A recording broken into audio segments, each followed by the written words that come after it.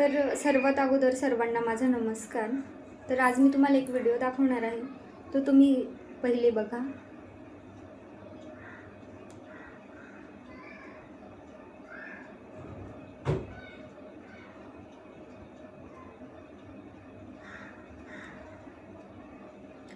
तर हा व्हिडिओ आहे, आम्ही जिथे राहतो ना तिथेच बाजूच्या बिल्डिंगमधला आहे। तर तिथे एका वॉशिंग मशीनने पेट घेतला होता। तर इतकी भयंकर आग लागलेली होती, तुम्ही बघितलंच असेल आता।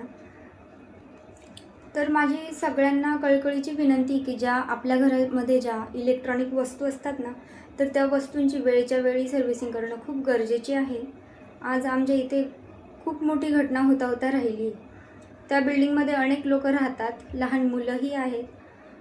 बऱ्याच लोकांच्या रूममध्ये सिलेंडर पण चालू असतात। तर सर्वांनी प्लीज काळजी घ्यावी। तर वेळच्या वेळी इलेक्ट्रॉनिक वस्तूंची सर्व्हिसिंग करा, काळजी घ्या। धन्यवाद।